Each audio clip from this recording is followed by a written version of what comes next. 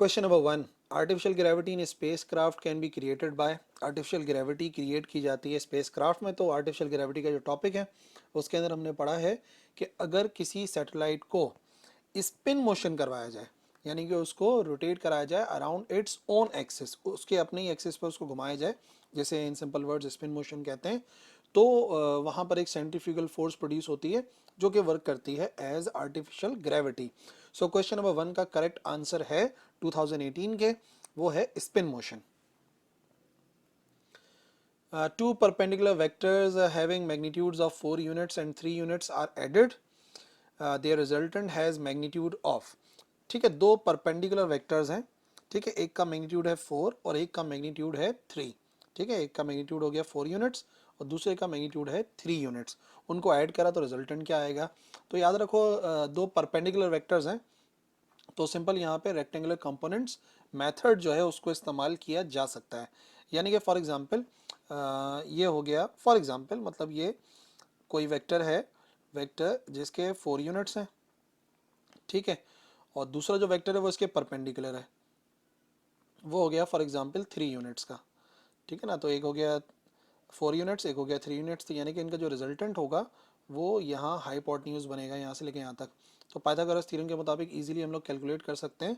ठीक है ना, फॉर एग्जांपल ये x और ये y, या सीधा सीधा पाइथागोरस थ्योरम अप्लाई कर सकते हैं। यानी कि क्या वैल्यू बनेगी? वैल्यू बनेगी सबसे पहले हमें क्या करना पड़ेगा, हमें पाइथागोरस थ्योरम के मुताबिक हमें लेना पड़ेगा परपेंडिकुलर और बेस का स्क्वायर। ठीक है, परपेंडिकुलर लेट से 4 जो है वो परपेंडिकुलर है, तो ये हो जाएगा 4 का स्क्वायर, और इसी तरीके से जो बेस है वो फिलहाल बराबर है 3 के, तो हमें करना पड़ेगा 3 का स्क्वायर। ठीक है, तो अगर हम इस तरीके से सॉल्व करेंगे तो 4 का स्क्वायर हो जाएगा 16 और 3 का स्क्वायर हो जाएगा 9, यानी कि 16 + 9 ये बराबर हो जाएगा 25 के। ठीक है, लेकिन याद रखना है जब हम फाइंड करते हैं वैल्यू ऑफ परपेंडिकुलर तो उसके लिए हमें रूट लेना पड़ता है। तो इसका मतलब हमें 25 का रूट लेना पड़ेगा और 25 का रूट बराबर होता है 5 के। इसका मतलब दो परपेंडिकुलर वेक्टर्स हैं, एक का मैग्नीट्यूड है 4, एक का मैग्नीट्यूड है 3। तो अगर हम मालूम करना चाहते हैं उसका रिजल्टेंट तो वो आ जाएगा 5 यूनिट्स के बराबर। Question number 3, the luminous intensity of light is measured in. जो ल्यूमिनस इंटेंसिटी है लाइट की उसको मेजर किया जाता है। ठीक है, ये हमारा SI यूनिट है, जो बेसिक यूनिट है उनमें से एक है और वो है कैंडेला। कैंडेला ही वो यूनिट है जिसमें ल्यूमिनस इंटेंसिटी ऑफ लाइट को मेजर किया जाता है। और अभी तक ये बात नहीं पता तो 7 के 7 जो बेसिक यूनिट्स हैं उनको एक मरतबा रिवाइज कर लो तो याद आ जाएगा। जो हमारी बेसिक क्वांटिटी है इंटेंसिटी ऑफ लाइट उसका यूनिट है कैंडेला। क्वेश्चन नंबर 4, एक 600 न्यूटन का शख्स है, 600 newton man runs up a stair of 4 metre height. ठीक है, सीढ़ियों पे चढ़ा जिनकी हाइट थी 4 मीटर और ये काम उसने किया 3 सेकंड में। तो जो पावर नीडेड है वो कितनी होगी? तो आपको पता है पावर फाइंड करनी है तो पावर खुद बराबर होती है work done per unit time. ठीक है, तो उसने वर्क कितना करा उस शख्स ने वर्क किया है तो फोर्स कितनी अप्लाई करी होगी उसने ऊपर जाने के लिए? 600 न्यूटन। ठीक है, तो वर्क होता है फोर्स इनटू डिस्प्लेसमेंट। तो फोर्स यकीनन उसने ऊपर जाने के लिए अप्लाई करी है 600, और कितनी हाइट उसने कवर करी, यानी कि जो डिस्टेंस ही एक्चुअली लेकिन हाइट के टर्म्स में, तो उसने 4 मीटर का डिस्टेंस कवर किया और ये काम उसने किया work done per unit time. तो वर्क डन आ गया ऊपर फोर्स इनटू डिस्प्लेसमेंट और नीचे आ जाएगा टाइम, और टाइम उसने 3 सेकेंड लिया। तो आंसर क्या हो जाएगा? ये वैल्यू हो जाएगी, अगर हम इसको अप्लाई करें तो कैंसिल कर दो, 3 1 ज़ार 3 और 3 2 ज़ार 6 और 2 4 ज़ार 8, यानी कि हमारा आंसर आ जाएगा 800 वाट। ठीक है जी, तो हमें मतलब सॉल्व करना पड़ेगा पावर के यूनिट से। तो क्वेश्चन नंबर 4 का करेक्ट आंसर है 800 watt. Intensity of sound, intensity of sound को मेजर किया जाता है। तो याद रखो इंटेंसिटी ऑफ साउंड का मतलब होता है कितनी एनर्जी साउंड ट्रांसफर कर रहा है। ठीक है, फॉर एग्जांपल अगर साउंड ट्रांसफर कर रहा है from one point two another तो वो कितनी एनर्जी ट्रांसफर कर रहा है per unit area per unit time. सही है, कितनी एनर्जी ट्रांसफर कर रहा है। तो अगर पावर आपको मेजर करनी है, इंटेंसिटी सॉरी मेजर करनी है, तो वो क्या होती है? वो होती है एनर्जी कितनी ट्रांसफर कर रहा है divided by per unit area. ठीक है, यूनिट एरिया में कितना और पर यूनिट टाइम। ठीक है, तो ये हो जाएगा A × T। ये चीज़ बराबर होती है इंटेंसिटी के, इंटेंसिटी ऑफ साउंड जो भी है। तो ठीक है, अभी हमें क्या है, हमें यूनिट्स गिवन है तो उसमें से देखना है कौन इस वाले फॉर्मूले पर एक्ट कर रहा है। तो सबसे पहले याद रखो एनर्जी का यूनिट होता है जूल, तो एनर्जी के यूनिट की जगह पे हम लिख देंगे यहाँ पर आ गया यूनिट जूल का। ठीक है, और इसी तरीके से नीचे लिखा हुआ है एरिया। एरिया का यूनिट क्या होता है, एरिया का यूनिट होता है मीटर का स्क्वायर। ठीक है, और टाइम का यूनिट होता है सेकेंड। ठीक है, तो ये हो जाएगा जूल पर मीटर स्क्वायर सेकेंड। और यहाँ पर ये जो जूल पर सेकंड लिखा हुआ नजर आ रहा है ना, सिर्फ जूल पर सेकंड, ये बराबर होता है वॉट के। यानी कि इसका एक यूनिट बन सकता है, जूल पर सेकंड को अगर हटाया जाए तो इसका यूनिट बनेगा, जूल पर सेकंड की जगह पर आएगा वॉट। और एरिया का तो हमें पता ही है यूनिट होता है मीटर का स्क्वायर, तो इसका मतलब इंटेंसिटी का यूनिट होता है watt per metre square, that is first choice. Watt per metre square is the unit of intensity of sound. The dimension of angular velocity, यार एंगुलर वेलोसिटी की डायमेंशन क्या होती है, तो एंगुलर वेलोसिटी का फॉर्मूला पता होना चाहिए। एंगुलर वेलोसिटी जिसे हम शो करते हैं ओमेगा से, चैप्टर नंबर 4 से रिलेटेड। तो इसका यूनिट होता है कितना एंगुलर डिस्प्लेसमेंट हो रहा है, यानी कि डेल्टा थीटा डिवाइडेड बाय कितने टाइम में हो रहा है। ठीक है जी, ये हमारे पास फॉर्मूला है ओमेगा का। तो ओमेगा के इस फॉर्मूले को अगर हम इस्तेमाल करें तो एंगल का तो कोई यूनिट होता नहीं है। ठीक है, तो वहाँ पर आ जाएगा 1।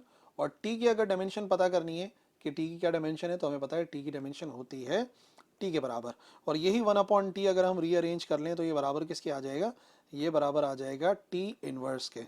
यानी कि टी सिर्फ -1 होगा, बाकी एम भी 0 होगा और एल भी 0 होगा। तो देख लो इसमें से कोई ऐसा यूनिट जिसमें एम भी 0, एल भी 0 और टी -1, और वो ये हमारा तीसरा वाला आंसर, एम भी 0, एल भी 0 और टी हो गया -1।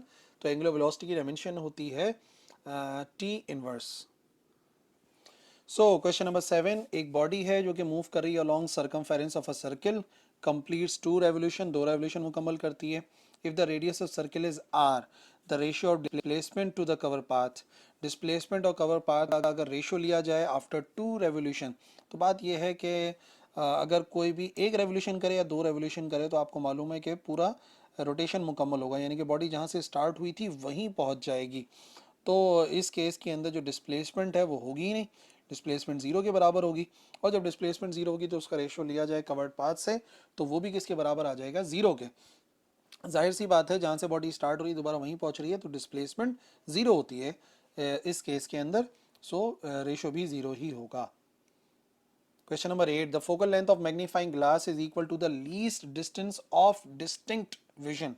The angular magnification will be, तो क्या होगी उसकी एंगुलर मैग्निफिकेशन, कि अगर मैग्नीफाइंग ग्लास की फोकल लेंथ बराबर हो जाए least distance of distinct vision के। तो भाई फॉर्मूला याद होना चाहिए मैग्निफिकेशन ऑफ मैग्नीफाइंग ग्लास, यानी कि m बराबर होता है, यहाँ पे अगर हम वैल्यू फाइंड करें तो m बराबर होता है 1 प्लस d/f। ठीक है, और d होता है least distance of distinct vision, और उसको डिवाइड कराना पड़ता है फोकल लेंथ से। अब यहाँ पे कंडीशन क्या गिवन है, कंडीशन गिवन है कि जो लीस्ट डिस्टेंस है यानी कि d, वो खुद बराबर है फोकल लेंथ के। ठीक है ना, यानी कि दोनों वैल्यूज़ बराबर हैं। तो अगर दोनों वैल्यूज़ बराबर हैं तो हम यहाँ पे लिख सकते हैं 1 प्लस f/f लिख सकते हैं या d/d लिख सकते हैं। बहरहाल कुछ भी लिखेंगे, f/f या d/d, दोनों ही सूरतों में ये वैल्यू हो जाएगी कैंसिल। सो ये हो जाएगा 1 और 1 + 1 बराबर होता है 2 के। तो इस केस के अंदर जो मैग्निफिकेशन है इस मैग्नीफाइंग ग्लास की वो बराबर होगी 2 के, जो कि हमारा तीसरा ऑप्शन है। Question number 9, when Newton rings are observed by reflected light, the centre of ring, जो इन रिंग्स का सेंटर होता है, ये बात याद रखनी है कि वो हमेशा डार्क होता है, लेकिन वो क्यों होता है ये बात बतानी है। क्या फेज रिवर्सल की वजह से, या पार्ट डिफरेंस 0 होता है इस वजह से, इंटेंसिटी ऑफ लाइट उस वक्त मैक्सिमम होती है, तो वो तो बिल्कुल ही नहीं हो सकता। Both phase reversal and path difference being 0, तो याद रखना है ये उस साइंटिफिक रीजन का भी आंसर है जिसे पूछा जाता है कि why the central ring of Newton rings is always dark. तो याद रखो सेंटर में फेज रिवर्सल भी होता है, जो रे है वो टकरा कर जाती है, तो जाहिर सी बात है 180 डिग्री का फेस चेंज होता है, और पाथ डिफरेंस दोनों रेस के दरमियान में बराबर होता है 0 के। तो क्योंकि दोनों कंडीशंस होती हैं, तो जो सेंटर रिंग होता है, सेंट्रल रिंग होता है हमारे न्यूटन रिंग का, वो हमेशा डार्क ही अपीयर होता है। Question number 10, the temperature of air rises, the speed of sound waves increases because, क्या वजह है जिसकी वजह से हमारी जो स्पीड ऑफ साउंड है वो बढ़ जाती है टेम्परेचर राइज होने की वजह से। पहला option, wavelength of wave increases, क्या वेवलेंथ बढ़ जाती है जिसकी वजह से स्पीड बढ़ जाती है, या फिर the frequency of wave increase, क्या फ्रीक्वेंसी बढ़ जाती है, both frequency and wavelength increases, या फिर neither frequency nor wavelength increases. तो जो राइट ऑप्शन है हमारे क्वेश्चन नंबर 10 का वो है wavelength of wave increases, wavelength बढ़ जाती है। इस वजह से आप देखोगे तो जो स्पीड ऑफ साउंड है वो बढ़ जाती है in case of temperature rise. Question number 11, the experimental evidence of transverse nature of light is, हमारे चैप्टर नंबर 9 से रिलेटेड है। और उस चैप्टर नंबर 9 में हमने एक टॉपिक पढ़ा है जिसका काम ही ये था, जिससे हमें एविडेंस मिल गया था कि लाइट का नेचर ट्रांसवर्स है, और वो है पोलराइजेशन। क्योंकि पोलराइजेशन कंडीशन थी कि भाई अगर पोलराइजेशन होती है, पार्ट्स अलग होते हैं किसी वेव के, तो वो सिर्फ ट्रांसवर्स नेचर में होते हैं। और क्योंकि लाइट में पोलराइजेशन होती है, so light must be having the transverse nature. तो इसी वजह से एक्सपेरिमेंटल एविडेंस तो यही है कि लाइट के ट्रांसवर्स नेचर होने का कि वो करती है पोलराइजेशन। वरना इंटरफेरेंस साउंड में भी होता है, लाइट में भी होता है, तो ये लॉन्गिट्यूडनल में हो रहा है, डिफ्रैक्शन का भी यही है, और डिस्पर्जन का भी ऐसा ही मकसद है। Question number 12, a lens of linear magnification 3 is placed between as object an object and a fixed screen, उसके दरमियान में रखा जाता है। if the size of image is 6 the size of object will be। अच्छा जी, लेंस की linear magnification हमें given है, वो बराबर है 3 के। तो अगर साइज ऑफ इमेज 6 है तो क्या होगा ऑब्जेक्ट का साइज, तो लीनियर मैग्निफिकेशन का फॉर्मूला m बराबर होता है q अपॉन p के, ठीक है ना। यानी कि इमेज का क्या साइज है, या हाइट के लिहाज से देख लो, height of image divided by height of object. Linear magnification का formula height of image divide by height of object. अब ये कह रहे हैं कि लीनियर मैग्निफिकेशन 3 है, हाइट ऑफ इमेज कितना है, हाइट ऑफ इमेज 6 है, और हमें फाइंड करना है हाइट ऑफ ऑब्जेक्ट। तो हाइट ऑफ ऑब्जेक्ट यहाँ पे आ जाएगा HO। तो अगर HO को अलग करेंगे तो ये आ जाएगा 6/3, और जैसे ही वैल्यू हम फाइंड करेंगे 6/3 की, तो 3 1 ज़ार 3, 3 2 ज़ार 6। तो इसका मतलब ऑब्जेक्ट की जो हाइट होगी, हाइट ऑफ ऑब्जेक्ट, वो होगा बराबर 2 के, वो जो कि हमारा सेकेंड ऑप्शन है 2 centimetres. Question number 13, a bullet is fired horizontally with 20 metre per second. एक बुलेट को हॉरिजॉन्टली फायर किया गया है in the absence of air. Its horizontal velocity component after 2 second will be. तो भाई 2 सेकंड हो, 10 second हो, जितने भी सेकंड हो, एक बुलेट को फायर किया ही जा रहा है इन एक्स एक्सिस। तो अगर उसको एक्स एक्सिस में फायर कर रहे हैं तो उसका वाई कंपोनेंट जाहिर सी बात है जीरो के बराबर होगा। तो क्योंकि कोई वाई कंपोनेंट नहीं है, तो सारी की सारी जो वेलोसिटी है वही एक्स कंपोनेंट कहलाएगी।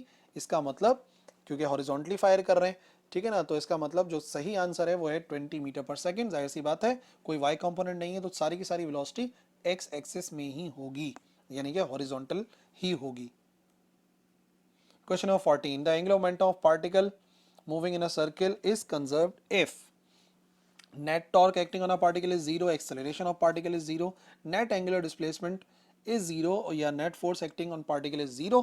तो भाई ये है law of conservation of momentum. ये जो स्टेटमेंट लिखी हुई नजर आ रही है, ये law of conservation of momentum की ही स्टेटमेंट है, जिसके मुताबिक अगर किसी पार्टिकल का एंगुलर मोमेंटम कांस्टेंट है तो वो सिर्फ जब ही हो सकता है जब उसके ऊपर लगने वाला टोटल टॉर्क बराबर हो 0 के, यानी कि first option. Question number 15, if the velocity of a body is doubled, velocity को डबल कर दें और मास को रिड्यूस कर दें 1/4 ऑफ इट्स इनिशियल वैल्यू, तो काइनेटिक एनर्जी कितनी होगी। ठीक है जी, तो यहाँ पे दो कंडीशन है, काइनेटिक एनर्जी फाइंड करनी है, लेट से उसको नाम देते हैं k का, और इस वैल्यू को फाइंड करने के लिए हमारे पास फॉर्मूला होता है 1/2 mv²। तो यहाँ पे आ गया 1/2 तो कांस्टेंट है। मास को कितना कर दिया, मास को इन्होंने रिड्यूस करा है 1/4, ठीक है, तो इसका मतलब यहाँ पर आ जाएगा 1/4 ऑफ मास, ठीक है, m आ जाएगा, मास को हमने 1/4 कर दिया, और फिर फॉर्मूले में m के साथ आता है v², और वेलोसिटी को इन्होंने क्या करा है, वेलोसिटी को इन्होंने किया डबल, डबल का मतलब हो जाता है 2v के बराबर, ठीक है, वेलोसिटी को डबल किया है, मास को 1/4 करा है, लेकिन हाँ हाफ mv² होता है।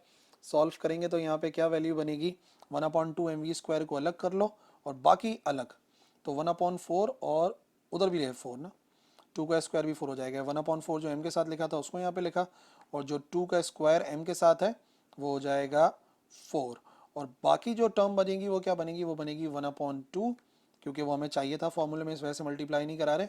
और फिर यहाँ पे आ जाएगा m और साथ में लिखा हुआ है v का स्क्वायर।